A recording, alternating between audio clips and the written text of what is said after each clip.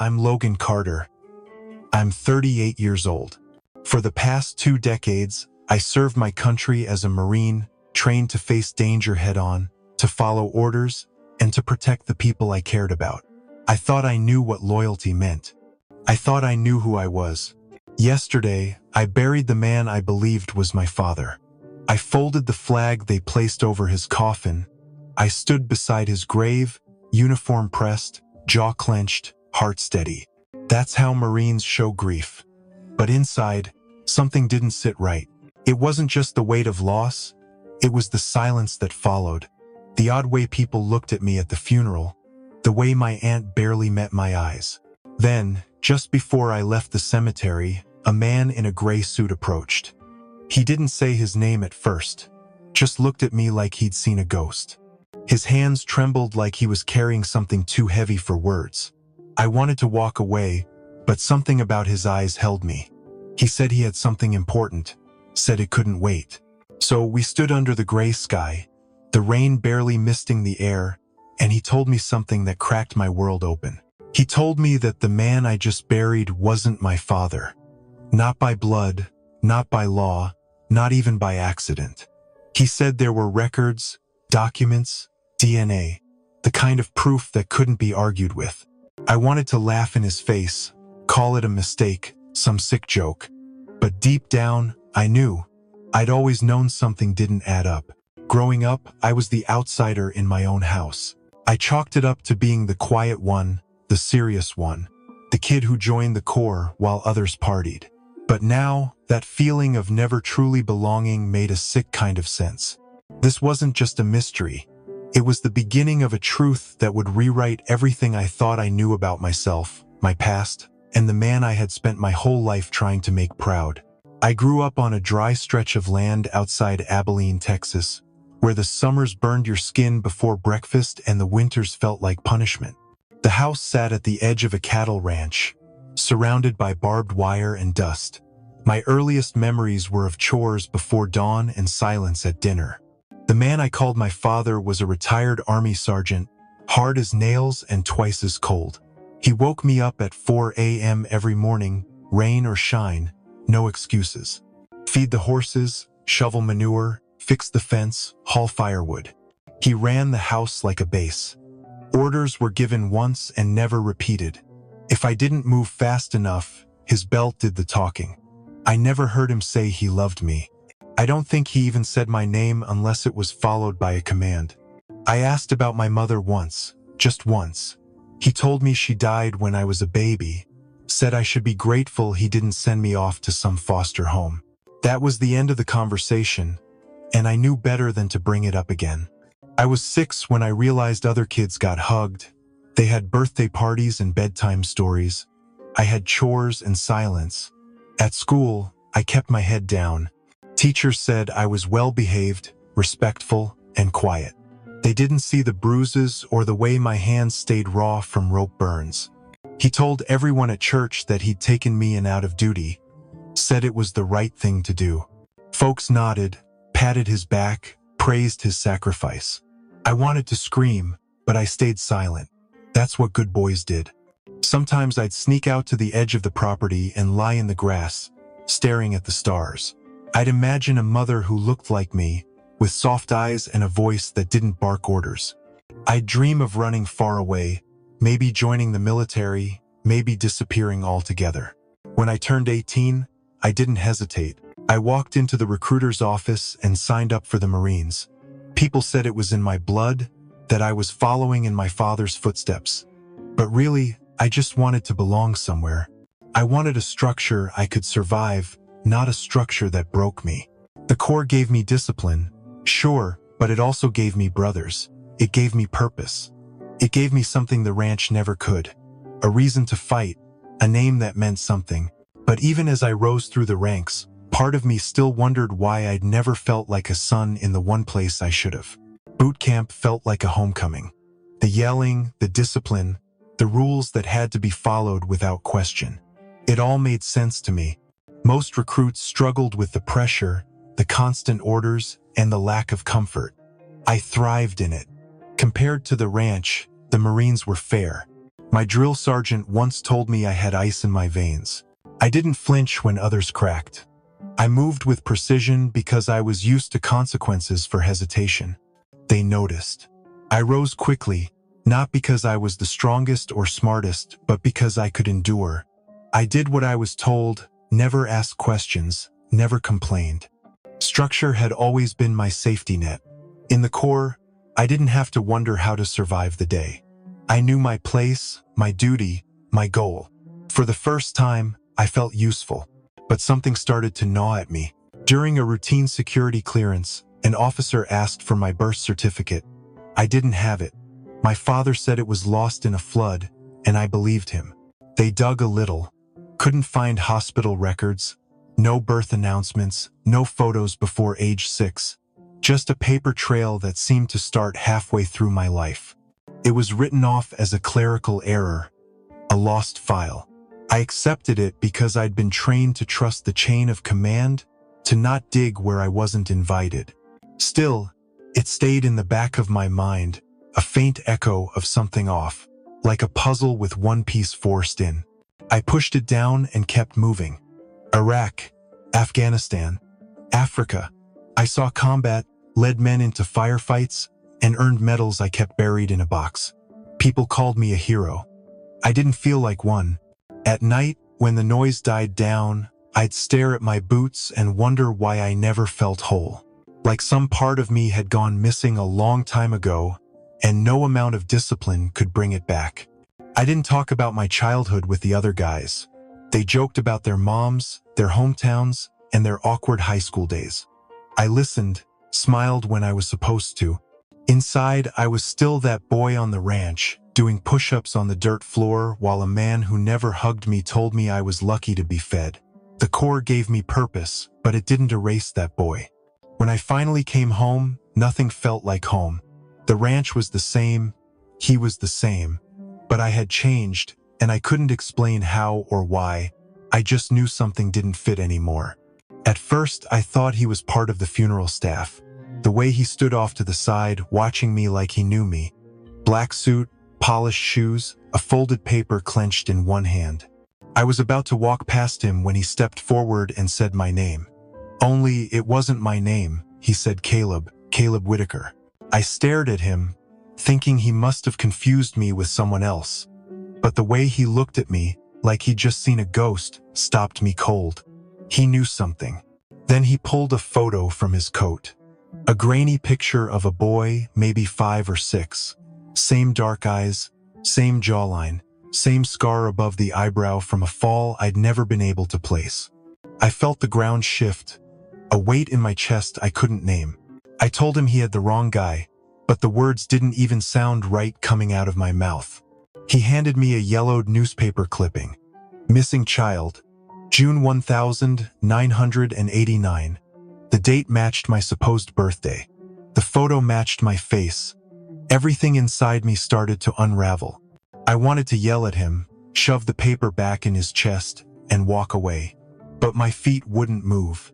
I kept looking at the photo as if I stared long enough, I could prove it wasn't me. The man introduced himself, private investigator, said he'd been looking for me for almost 3 decades. Said my real parents never stopped searching. I laughed. Not because it was funny, because it was the only sound I could make that wasn't a scream. My hands were shaking. I felt like I was watching someone else's life fall apart, or maybe fall into place. I couldn't tell the difference. He asked me if I remembered anything. A name, a place, a song. I said no. My voice sounded small, like it belonged to that boy in the photo. The cemetery faded around me. The mourners, the headstone, even the man I thought was my father, buried 10 feet away. All of it became background noise. I stared at the photo one more time. Then I looked up at the man and asked the only thing that mattered. Who the hell am I? The man told me my real name was Liam Patterson, born on a military base in North Carolina. Disappeared during a family event when I was 5 years old. He said my parents were both in the service. My father, a decorated officer, my mother, a military nurse. They had taken me to a Memorial Day picnic on base. Somewhere between the bounce house and the parking lot, I vanished. For weeks, the entire base shut down. Roadblocks, helicopters, search teams, nothing. My parents never gave up. My mother quit her job to search for a full-time job. My father carried my photo in his wallet until the day he died. The man pulled out a stack of letters. Old, worn at the edges, written in the shaky hand of a mother who couldn't stop hoping. She wrote one every year on my birthday, just in case. I sat on a bench near the cemetery gates, paper in hand, not saying a word. The weight of it all pressed down on me. 38 years of thinking I was someone else. 38 years living in the wrong story. He showed me another photo. My parents are holding me between them. I was laughing, arms around both their necks. That smile didn't exist in any of the childhood photos I had back home. I felt something shift inside me. Not like a memory coming back, more like a door opening. Something I hadn't even known was locked. He told me my mother was still alive, still waiting, still hoping. She lives in Virginia now, said she'd never changed her number in case I ever called. I looked at the letters again, saw how the ink blurred near the bottom of each page. Tears, maybe, or just time wearing them thin. The man put his hand on my shoulder and said it was okay if I didn't believe it all right away. But he also said truth has a way of rising, even after decades buried. I nodded, still not trusting my voice. For the first time since I was a kid, I felt small, not weak, just unclaimed. And somewhere in my gut, I knew it. I wasn't Logan Carter. Not really. I was Liam. And someone out there still believed I was worth finding. The full story came in pieces. Some from the investigator, some from dusty records pulled out of boxes in county offices, and some from people who had stayed quiet for too long. The man I called Dad had been stationed near my real parents. He worked in maintenance at the base hospital, not a soldier, just a guy with clearance and keys. The day I disappeared, there had been a medical drill. Alarms blaring, people rushing. A moment of confusion that gave him the perfect cover. He walked out with me wrapped in a hospital blanket. Calm, focused. It was just another routine task. No one stopped him. No one questioned a familiar face. That same day, he put in for leave and drove west. All the way to Texas. A week later, he filed papers in a county with a population under 2,000. Said I was his son, born at home. No witnesses, no medical records, just his word and a forged document. The sheriff at the time was an old army buddy, the kind who didn't ask questions. They signed off on the birth certificate like it was nothing. No red tape, no check-in, just a stolen life made official with a notary stamp. He told people my mother had died in childbirth. Claimed he never talked about her because it was too painful. Small towns respect silence when it comes with a uniform. No one pushed. I started to remember little things. I never saw photos of her. That I had no baby pictures. No birth story. That was the one time I asked if I had grandparents, and he said they were all dead and left the room. At the time, I thought he was just hardened, a man shaped by war. Now I see it for what it was. Control, deception. He built a world where I had no one but him, no past, no questions. No escape. He made me believe discipline was love. That pain built character. That silence was strength. I took it all in like gospel. Tried for years to earn a pat on the back that never came. And now I know why. I was never his son. I was a possession. A second chance at fatherhood. He stole and twisted into something brutal. The realization made me sick. Every scar, every lonely night, every time I thought I wasn't good enough, it wasn't about me. It was about keeping a lie alive. I looked at the ranch differently after that. The fields weren't wide open anymore. They felt like prison yards. Every chore, every rule, every stare across the dinner table now carried the weight of betrayal. I remembered the time he punished me for crying. Said Marines don't weep. I was 8.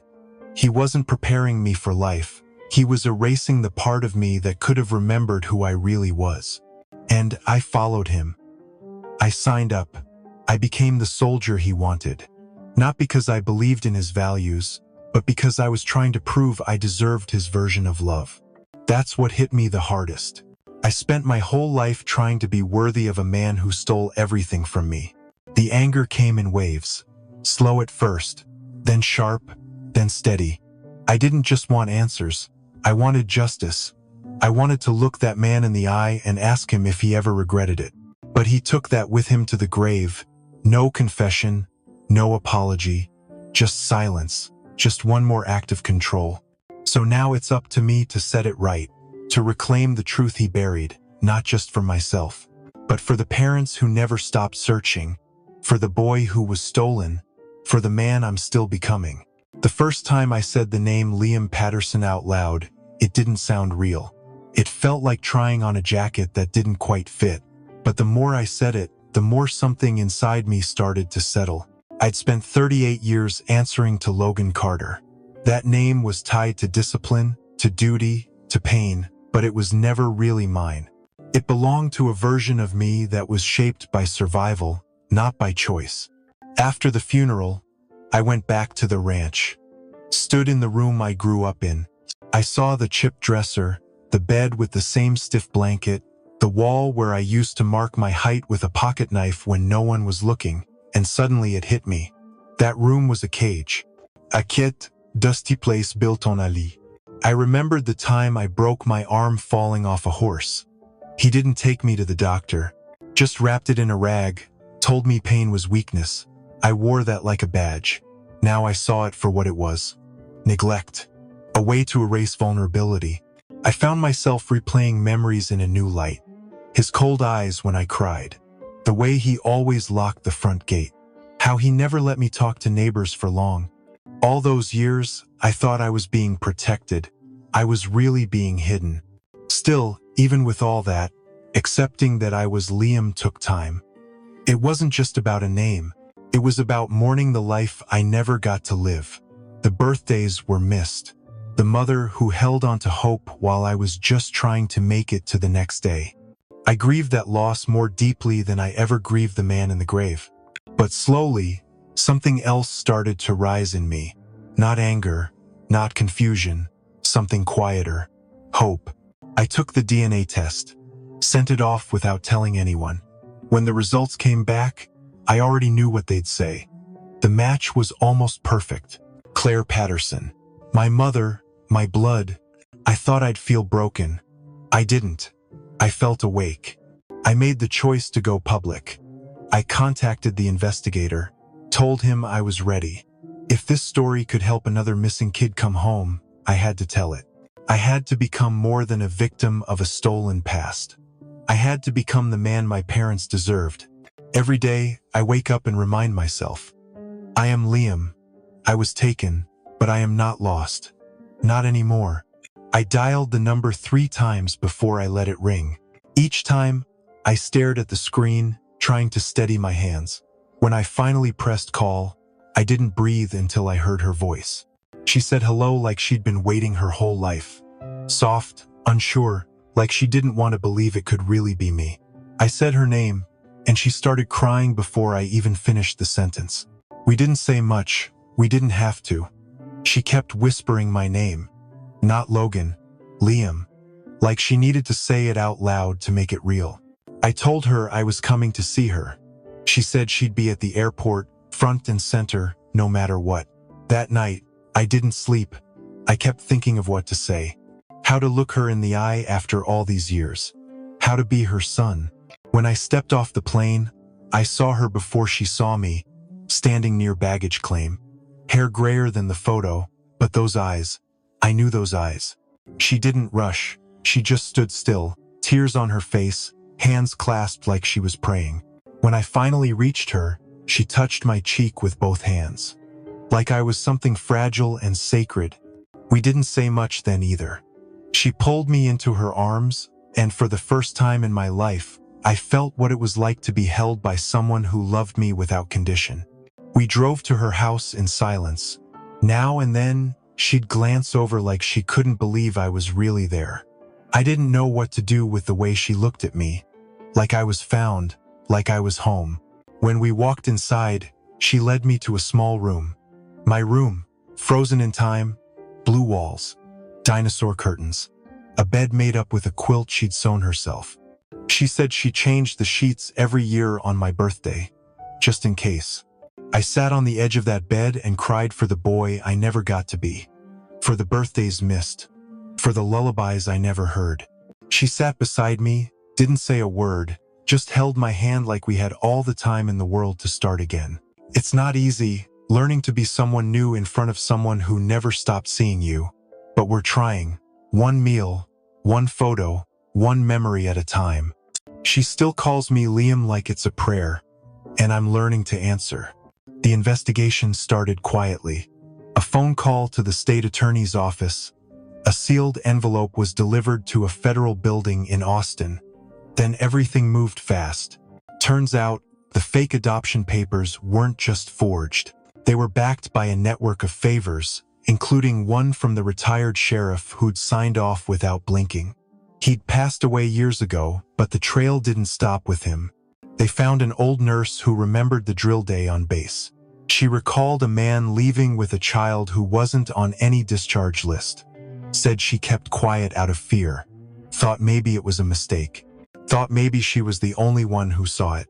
The DNA test became the nail in the coffin. The legal team built the case from every missing record, every altered form, every sworn statement that didn't match the facts. When they traced back bank transfers, the truth came out. The man I called my father had paid for silence. His accomplice wasn't some shadowy stranger. It was the man who used to bring us groceries from town, who tipped his hat and called me soldier. He testified to avoid prison time, said he never knew the kid was stolen, just thought he was helping an old friend raise a boy the system forgot. The town reacted like the earth split open. Neighbors who'd praised my father as a war hero went silent. Some apologized. Most didn't. I wasn't looking for their guilt. I just wanted the truth on paper. The trial lasted 3 days. I sat in the back row, pressed and still, watching lawyers argue over a childhood that never belonged to me. When the man stood to speak, I didn't flinch. He looked older than I remembered. Smaller. His voice cracked when he said my name. Not Logan, Liam. He admitted to the kidnapping. Said he did it because his own child had died. Said he saw me and something inside him broke. I didn't feel sorry for him. I didn't feel rage either. Just a kind of silence that fills the space where love was supposed to be. I nodded once. That was all. He was sentenced for fraud and kidnapping. But the punishment didn't matter. The real sentence was the truth. The world now knew who I was. And who he really was. Justice isn't just a word. It's knowing I no longer have to carry his name or his lies. I walked out of that courtroom lighter than I'd ever been. Moving in with Claire wasn't easy. Not because of her. She was kind, gentle, and patient in a way that made me want to stay quiet and just exist in her presence. It was me. I didn't know how to be someone who was loved just for being there. I didn't know how to let walls fall without feeling exposed. We found a small place outside Richmond, close to her but far enough from the ranch, and everything it meant. I needed space to breathe, to figure out who Liam Patterson really was without uniform, without obligation, without fear. Therapy helped. At first, I sat with my arms crossed, staring at the wall while the counselor asked questions I didn't want to answer. But slowly, I started to talk. About the belt, about the silence, about the way I used to flinch at footsteps down the hall. I talked about the Marines. I felt more at home in the desert with a rifle than I ever did in my own bed growing up. How I confused obedience for love, and how the hardest part wasn't what happened to me. It was unlearning the idea that I deserved it. Claire never pushed. She made dinner, asked if I wanted to go for a walk, left books on the table with sticky notes that said this one made me think of you. Every day with her felt like healing by 1,000 kindnesses. She offered to hand over the family business. Said it was mine if I wanted it, but I told her no. Not yet. I needed to earn that place, not for her, for me. So I took a job at a local hardware store, learned how to work with my hands in a way that built rather than broke. Took community college classes at night, sat in the back, listened more than I spoke. There were days I still woke up with nightmares. Days I couldn't believe someone waited 3 decades just to hug me again. But most days I woke up and smiled, not because everything was perfect, but because I finally knew what peace tasted like. Liam Patterson isn't a title or a duty or a wound. He's a man who learned to choose love over fear, who knows now that surviving isn't the same as living, and that strength isn't built in silence. It's built in truth. Some days, Claire still looks at me like she's waiting for me to disappear, and I tell her, gently, I'm not going anywhere. I'm home, I'm loved, I'm real. That little boy who vanished never truly disappeared. He just waited for someone to come find him. And now, he walks beside me, not in pain, but in pride. This isn't the end of my story. It's the start of the part I write on my own terms, with people who see me, and with a life I choose every day, not out of duty, but out of hope.